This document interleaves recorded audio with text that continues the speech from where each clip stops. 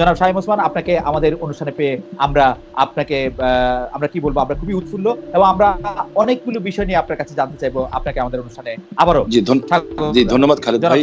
কাছে মনে হচ্ছে যে নির্বাচন সংস্কার মানে কিছু বলা হচ্ছে যে কিছু যৌক্তিক সংস্কার করে যদি নির্বাচনটা না দেওয়া হয় তাহলে বিএনপি যখন ক্ষমতায় আসবে বা অন্য কেউ যখন ক্ষমতা আসবে তারাও আসলে একই সরকারের সমান ফেসিস্ট হতে পারে, গত সরকারের সমান।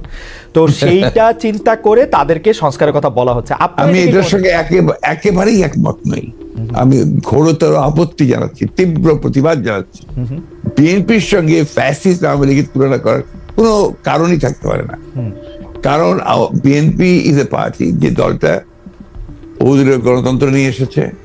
আওয়ামী লীগ একদলীয় শাসন ব্যবস্থা 22 সালে ছিল, আমরা বহুদলীয় গণতন্ত্র নিয়ে এসেছি। আমরা সংসদীয় গণতন্ত্র নিয়ে এসেছি, ম্যাডাম জিয়া নিয়ে এসেছেন। আমরা তত্ত্বাবধায়ক সরকার বিধান পাশ করেছি পার্লামেন্টে, এবং আমাদের কাছে ফ্যাসিস্ট আমরা এখন পর্যন্ত তো প্রশ্নই উঠতে পারে না। আমাদের যে পার্টির স্ট্রাকচার, আমরা যে কাজ করেছি সেগুলো সমস্ত গণতন্ত্রের পক্ষে গেছে। এবং 14 বছর লড়াই করেছি তো ফ্যাসিস্ট হওয়ার জন্য নয়, গণতন্ত্রকে প্রতিষ্ঠা করবার জন্য। সুতরাং এই কথাগুলো যখন বলা হয় তখন এই কথাগুলো আমার কাছে মনে হয় যেটা আপনার শুধুমাত্র হয় কথার কথা বলার জন্য বলা হয়, অথবা বিএনপিকে আপনার ছোট করে খাটো করে দেখানোর চেষ্টা করা হয়। কিন্তু এইখানে তো পাশাপাশি আরো দুইটা সত্য আছে। একটা সত্য হচ্ছে যে বিএনপিও তো আসলে ক্ষমতায় ভারসাম্যের কথা বলছে, এবং সেই ক্ষমতায় ভারসাম্যের কথা বলতে গিয়ে এই প্রধানমন্ত্রী, উপপ্রধানমন্ত্রী, রাষ্ট্রপতি, উপরাষ্ট্রপতি জাতীয় সংস্কারের কথা বলছে। এই বিষয়টি যেমন আছে, এবং বিএনপিও রাষ্ট্র ক্ষমতায় ছিল, তখনও বিএনপিতে আসলে ক্ষমতার ভারসাম্য আছে কিনা সেটা নিয়ে প্রশ্ন উঠেছে। আবার আপনি যদি আমাকে অনুমতি দেন আমি বলবো যে বিএনপির একজন খুব গুরুত্বপূর্ণ শীর্ষস্থানীয় নেতা জনাব মওদুদ আহমেদ, আমি তাকে কোট করছি, তিনি লিখেছিলেন, আমরা ক্ষমতায় গেলে বিএনপি সাফল্য হবে আরও কম, কারণ দলটি শাসন কৌশলে কোনো উন্নতি হয়নি, দলটিতে নেই কোনো আত্মোপলব্ধি এবং আত্মসংশোধন শব্দ দুটির অস্তিত্ব। অর্থাৎ এরকম কথা কিন্তু আছে। মওদুদ আহমেদের কথাই যে আপনার চূড়ান্ত কথা তা তো নয়। জি, মওদুদ আহমেদ তার দৃষ্টিকোণ থেকে তিনি ওই কথাগুলো বলেছেন। আমি তো মনে করি যে কথাগুলো সঠিক নয়। বিএনপি একটা পার্টি, যে পার্টিটা আপনাকে গণতন্ত্রকে রিইন্ট্রোডিউস করেছে, মাল্টি পার্টি সিস্টেম ইন্ট্রোডিউস করেছে, আগে আমি বললাম, আর রিপিট করতে চাই না। তো বিএনপিকে ওই দলের সঙ্গে বা দলের সঙ্গে তুলনা করাটাকে আমি মনে করি একটা সঠিক তো নয়, আমি মনে করি এটা একটা উদ্দেশ্য প্রণোদিত।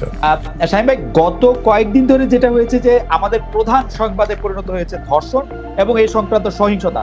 আপনি বক্তৃতায় বলেন আপনার চেয়ে বড় মাস্তান আর নাই, অন্য দলকে সামলাতে পুলিশ বা অন্য বাহিনীর দরকার নাই আপনার, আপনি তো একা নন, নিশ্চয়ই বাংলাদেশের সবগুলি জায়গায় আপনার মতো এরকম, আমি যদি মাস্তান শব্দটি ব্যবহার নাও করি, এরকম রয়েছে। তারপরও এই ধর্ষণ এবং এই সংক্রান্ত সহিংসতা কেন হচ্ছে?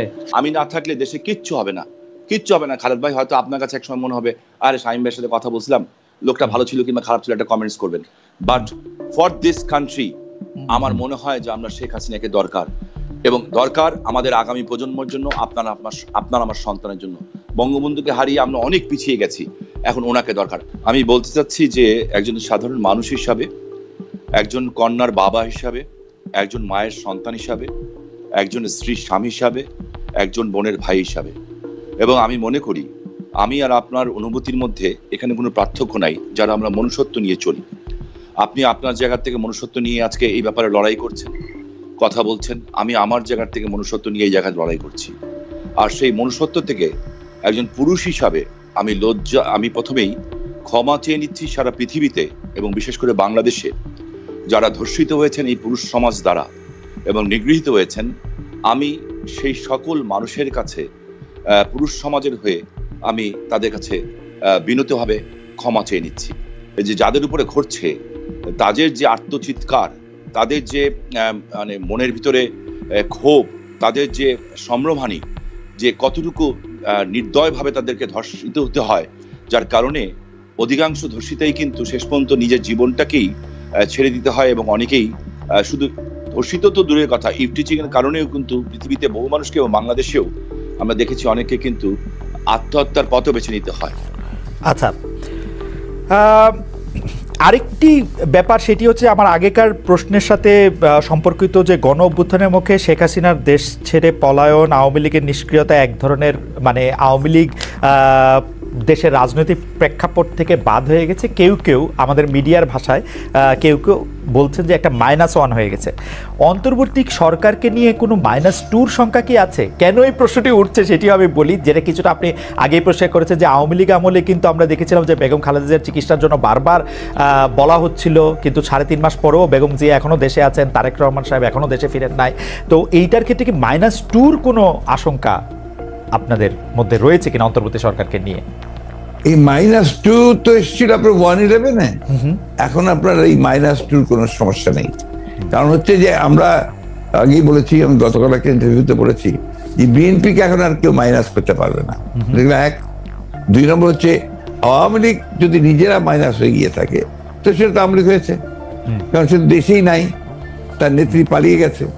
সুতরাং আপনার এই জায়গাতে তো তারা নিজেরাই চলে গেছে। এখানে একটা জিনিস আমাদের সবসময় মনে রাখতে হবে যে রাজনৈতিক দলটি পলিটিক্যালি ব্যাংক্রাফট হয়ে যায়। আওয়ামী লীগ তো এখন আসলে পলিটিক্যালি ব্যাংক্রাফট একটা রাজনৈতিক দল, আগে থেকেই বলতাম কথাটা আর কি। তারপর রাজনীতি নেই, সে ক্ষমতাকে এমন ভাবে ব্যবহার করেছে তাদের ব্যক্তিগত স্বার্থে, দলীয় স্বার্থে না, প্রত্যেকের ব্যক্তিগত স্বার্থে। They have minted money like anything. দেশকে তারা একেবারে ফোকলা করে দিয়েছে এবং সেই দেশকে ফোকলা করে দিয়ে পালিয়ে গেছে, এবং এটা জনরোষে পালিয়েছে। নর্থদের যে কোনো মিলিটারি কু বা কিছু হয়েছে, পিপলস রেট, জনরোষ, সেই রোষে তাকে পালিয়ে জীবন বাঁচাতে পালিয়ে যেতে বাধ্য হয়েছে। এই বিষয়গুলো আমাদের মাথায় রাখতে হবে। আমরা কোনো মতেই যেন চেষ্টা না করি যে এটাকে কোনো মতে খাটো করা। The fascist Awami League regime এতে বাধ্য হয়েছে দেশ থেকে পালিয়ে যেতে জনরোষে। ওকে,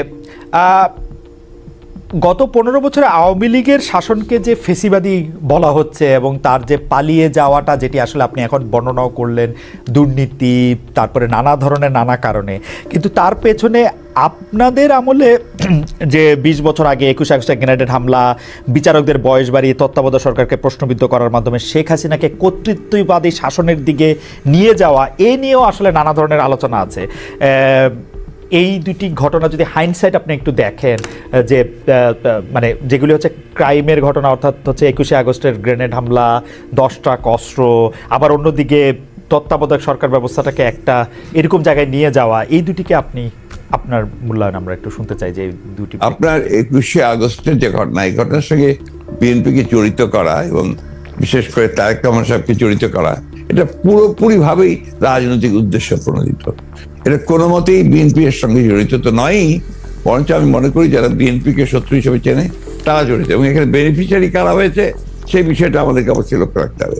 21 আগস্টের মামলায় who was the beneficiary? Beneficiary was Awami League.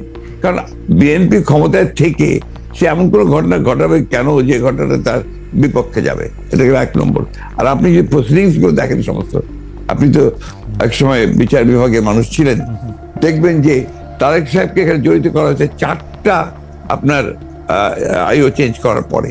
সর্বশেষ যে আইও নিয়ে আসা হয়েছে সে হচ্ছে আওয়ামী লীগ দলীয় ভুক্ত কাহার এখন যে আপনার নিজে থেকেই তাদের নির্দেশে সে এই চার্জশিটটা করেছে, যেটা কোনো সম্পর্ক নেই। অন্যদিকে যে আপনার মূল আসামি ছিল, ভদ্রলোকের নাম আমি বলে যাচ্ছি, মৌলানা মুফতি মোহাম্মদ, তিনি তাকে দিয়ে 164 দিন তাকে টর্চার করে তাকে দিয়ে একটা আপনার স্টেটমেন্ট করিয়ে নিয়েছিল। পরে দেখা গেছে যে উনি নিজেই সেটাকে আবার ভোগ করেছেন, বলেছেন যে এটা আমার কাছে আমাকে টর্চার করে নেওয়া হয়েছে। এবং দেখেন কিভাবে কি মারাত্মক ঘটনা, কোথায় চলে গিয়েছিল সবকিছু। এবং he was hang before the trial was complete. তো যে প্রধান আসামি তাকে আপনি আগেই অন্য একটা মামলাতে জুড়িয়ে দিলেন যাতে আসল সত্যটা বেরিয়ে নিয়ে আসে। তো এই কথাগুলো কিন্তু কেউ আপনার ইনভেস্টিগেটিভ জার্নালিজম করে না, যার ফলে এই বিষয়গুলো আসে। আপনারা পলিটিক্যাল এই জিনিসটাকে নিয়ে চেষ্টা করেন, ওটা why did you try to go deep into it? আমি বলি, শেষ করি প্লিজ। জি প্লিজ, ইনভেস্টিগেটিভ জার্নালিজমটা সিরিয়াসলি করেন এবং এটাকে ফাইন্ড আউট করেন যেটা আসলে ব্যাপারটা কি ছিল। সেটা করছেন না, করছেন যে বিএনপি কিন্তু সব করার জন্য করছেন।